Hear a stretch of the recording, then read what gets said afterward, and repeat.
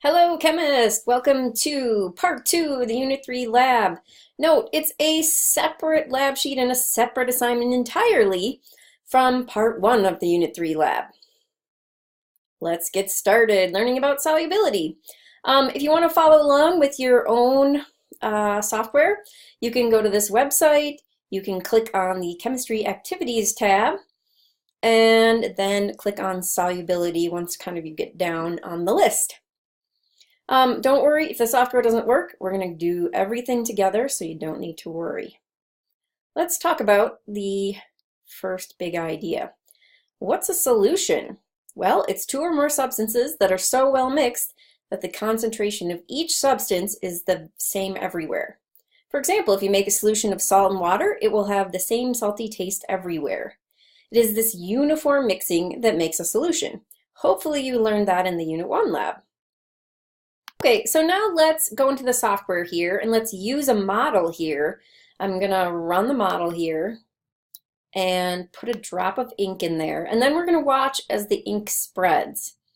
You can see that the ink molecules kind of are all in the same sort of area at first, but after a while, the process known as diffusion, which hopefully you learned about in biology, the random movement of molecules due to their collisions with other molecules, the ink molecules will become evenly distributed throughout the water. So we will have a solution of ink and water. And those ink molecules will be uniformly distributed. Maybe you've put a drop of food coloring into a glass of water and then kind of walked away. You'll notice that at first the food coloring is all concentrated, and then after a while, if you come back in an hour or two, depending on the temperature, the water will be uniformly whatever color you put in it. So now you're ready to answer question 1 on the lab, which is consider the mixtures listed according to your everyday experience, which would meet the definition of solution given above.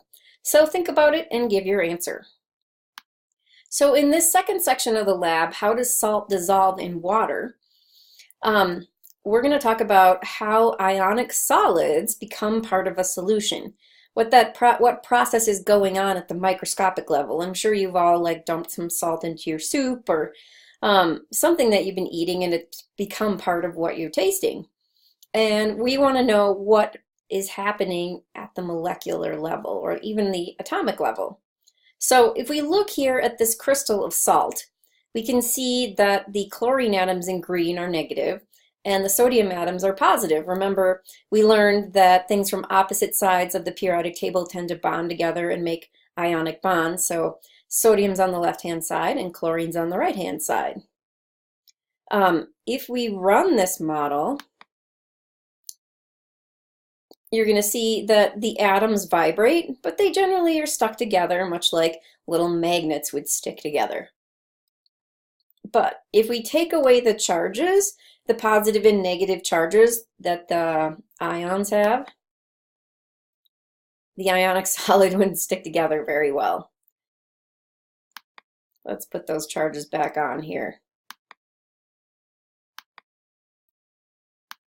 Oh, gotta reset here. There we go.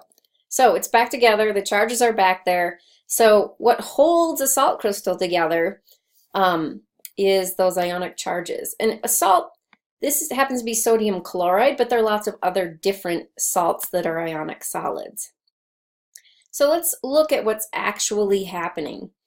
You can read this on your own, it's on your lab. If this is kind of the macroscopic view, we have some salt grains on the bottom of a glass of water, or maybe a pot. Maybe you're putting some salt in your water to make pasta or something, or some delicious spicy noodles. What we see here at the macroscopic level, this is the atomic level, which is below, of course, or smaller than the microscopic level. We are going to add water, which hopefully you recognize as the little oxygen and hydrogen Mickey Mouse ears kind of thing. And you can see that the water is interacting with the positive and negative ions here. Their charges are just not shown. And that the salt crystal then is dissolving. Those atoms are no longer part of the crystal. They're kind of taken up by the water molecules and sequestered or isolated from each other by the water. Now you should be able to answer question 2 on your lab. Let's talk about question 3. Let's take away the charges here. We can show charge, and that makes it a little bit confusing, but let me kind of stop action here.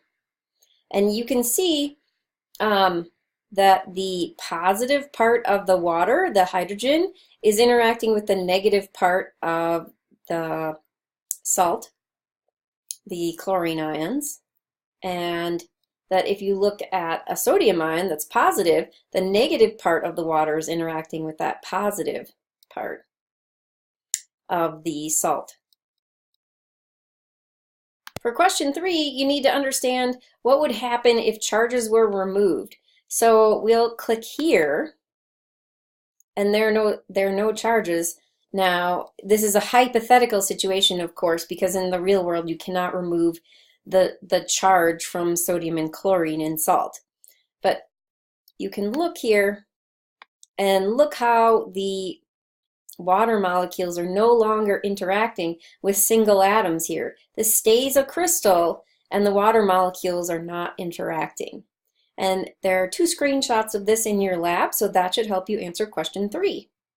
So in part 3, we're going to learn that dissolving is not a chemical reaction. It does not actually change the molecule. For a while, it'll break up sodium from chloride, but they'll go back together if you remove the water. So that's a physical change, not a chemical change. This is a problem a lot of chemistry students have. They think dissolving is a chemical reaction and it somehow changes the molecule, but it really doesn't.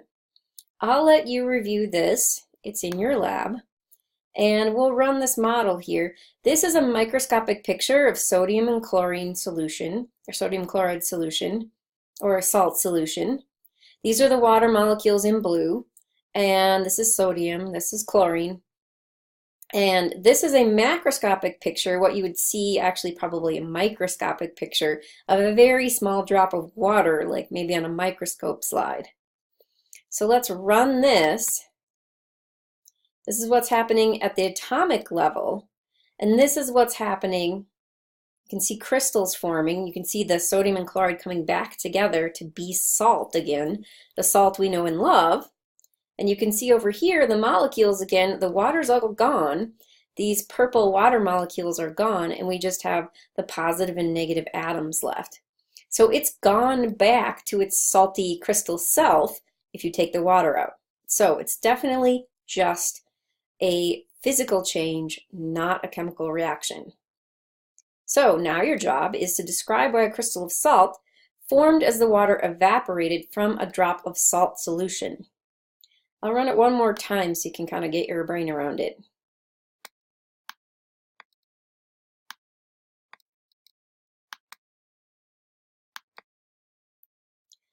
So again, you see all of the water molecules here, and as they evaporate, they disappear. They're not a part of the solution anymore, they're in the air. And so as you see the last water molecule disappear, you can see these crystals finish forming. These guys all line up based on their charges and make tidy little crystals again. So in this 4th section, we're going to figure out why some substances like salt and sugar dissolve in water while others, such as oil and pepper, don't. And it has to do with the polarity of the molecules, or how much the difference in electronegativity is. As we learned in the last lab, if you have a high difference in electronegativity, the bond tends to be polar covalent or ionic. This kind of molecule, there's a charge associated with it, where if the electronegativity is similar, you get a non-polar covalent bond and no charges. So we're going to look at the intermolecular forces between polar and non-polar molecules.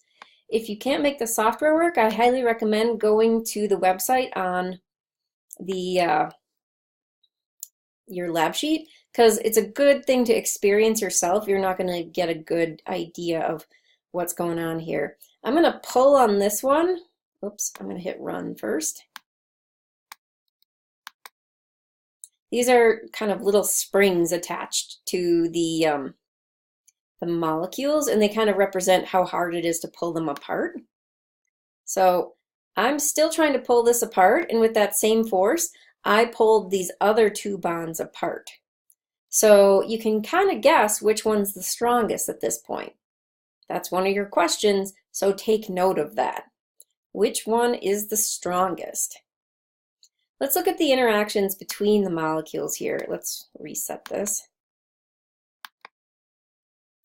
You can see that there's interactions here between the molecules, there's interactions here, and there's interactions here as well. So they all have interactions, but it's the strength of the interactions.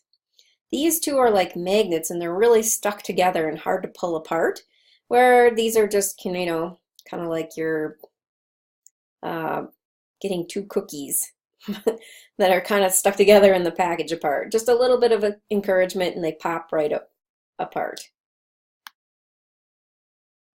So hopefully you'll be able to answer this question: which of the following forms in intermolecular attractions? We talked about that. Those are those little dots. You also have a screenshot in your lab sheet.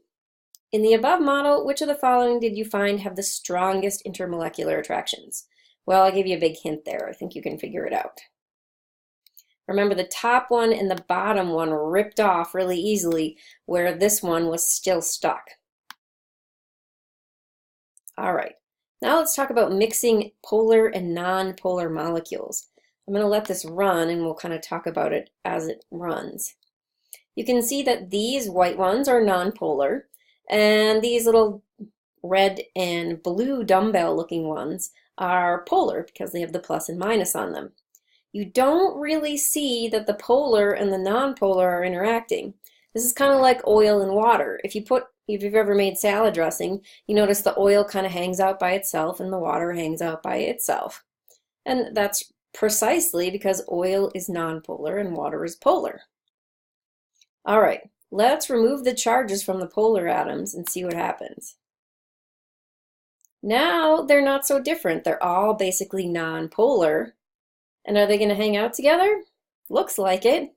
If you put oil in with another kind of oil, like say you dump in sunflower oil with canola oil, those mix right up, no problem, because they're both nonpolar.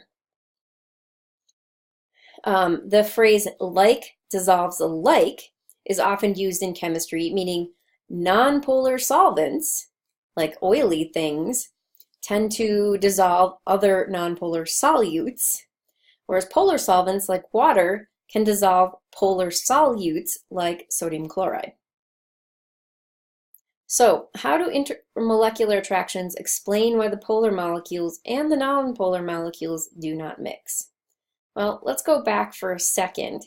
I'll give you another hint here. We'll reset this, and we'll run this again. Notice that these guys are sticking to each other because they're charges. Like the negatives and the positives are always interacting, and that's like magnets interacting.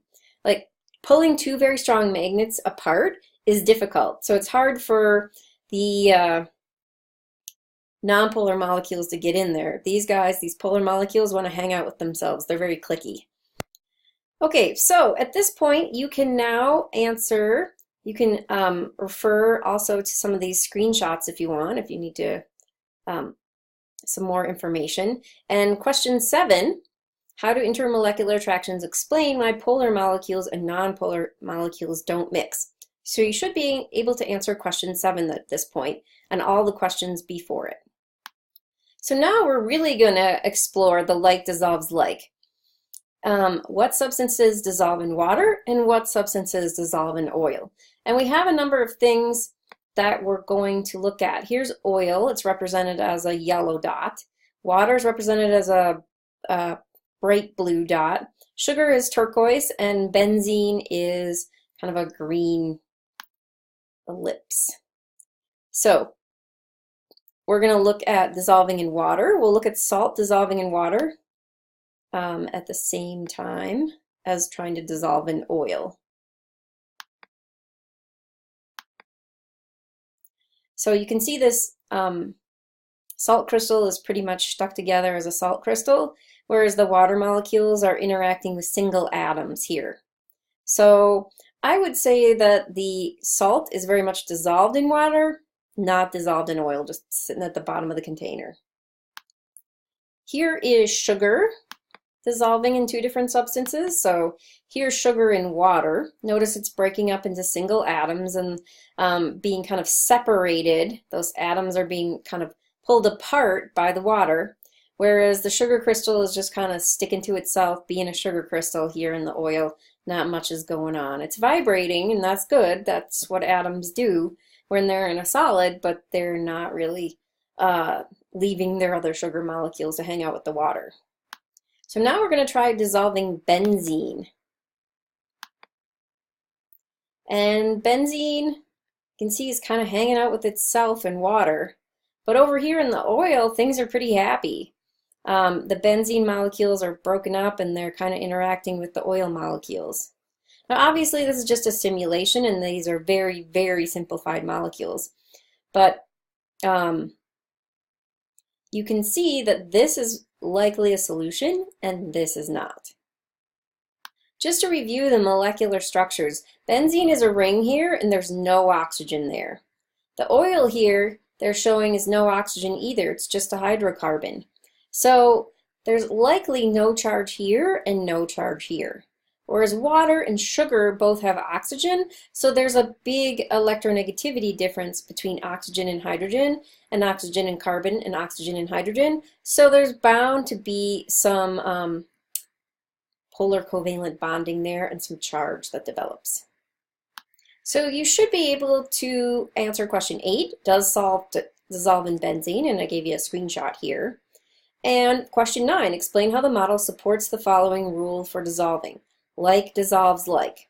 Well, what's polar and what's non-polar, and how do they interact when you put them together?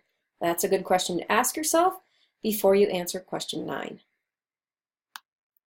So maybe you've noticed when you're putting sugar in your tea versus maybe you're making Kool-Aid or something, the sugar in your tea dissolves much more quickly than the sugar that you're trying to stir to make Kool-Aid or maybe some lemonade in the summer. And we're really trying to figure out why that is now. And fortunately, we have some great models that are going to show us at the atomic level what's going on. So let's click Run down here and talk about what this model is. These are the green molecules which represent any solute, sugar, salt. After a while, the water is going to get in there and separate those atoms or molecules. It would be a molecule in sugar where it'd be an atom or actually an ion in salt, a salt solution. But you can see it's going to take a while. It's cold water, so it's not vibrating super fast, and we're just going to have to sit here and wait for a while if we want to see this totally dissolve. But instead of do that, let's stop it and let's turn up the temperature a little bit. We'll reset here. We'll turn up the temperature to medium and we'll run that. And see if there's any sort of difference. Watch the femtoseconds down here. And see if you notice anything, if it's happening more quickly, if the water's kind of getting in there to separate those green solute molecules or atoms more quickly. It looks to me like things got broken up quite a bit faster here. Let's try high temperature.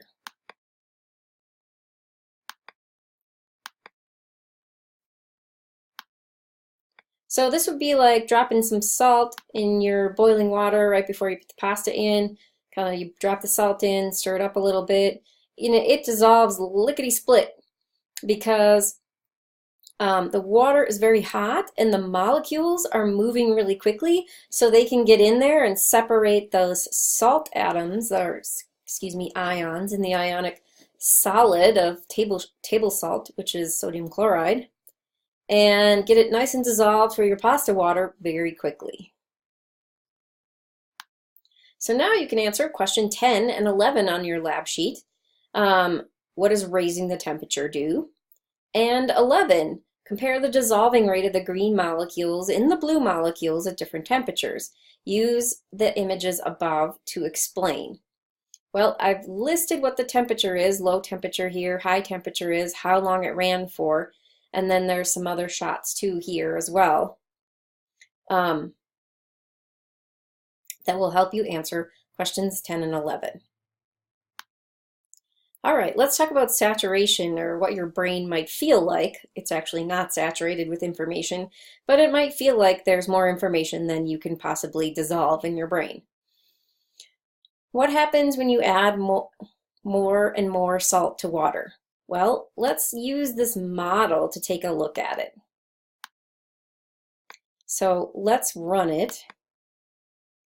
And here's the solid here, and here's the solute, and here's the solvent.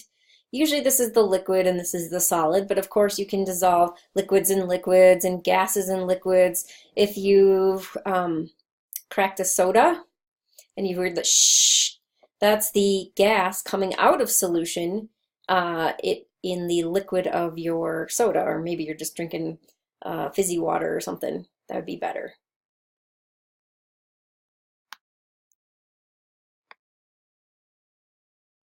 So we're going to let this run for a while.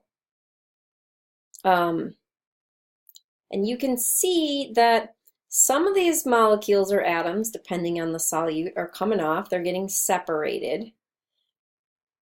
But after a while, you're going to kind of run out of the solvent, or the solvent kind of has to surround each of these. And you're going to run out of the solvent to surround those molecules. And then you're not going to be able to dissolve any more of the solid.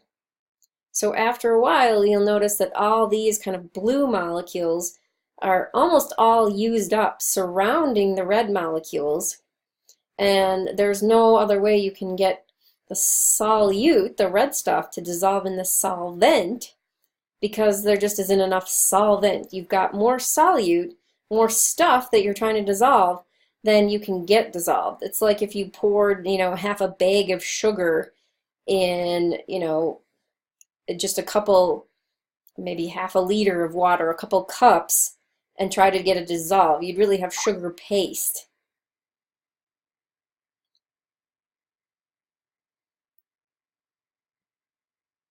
So I've let the model run as long as they said it should run, even longer. And we still haven't dissolved all this solute here. So let's see, based on the above simulation, give a molecular reason for why a solvent reaches saturation. Why can't this solvent dissolve any more solute? And there are plenty of screenshots on your lab to help you out. So you should, at this point, be able to answer question 12. The last page of your lab just has questions that you should be able to answer from doing the previous part of the lab. There is one simulation, and I've given you a couple of screenshots here for 15 and 16. But there's really no new information on the last page of the lab. I'll go and show you just so you believe me. So here's the last page of the lab. Here are the questions that are also on the last page of your lab sheet. I will run the simulation for you just so you can see. What you need to watch is this ion, and notice how the negatives are interacting with the positive here. Now if I reverse the charge on the gray ion, instead of positive I make a negative, watch what happens.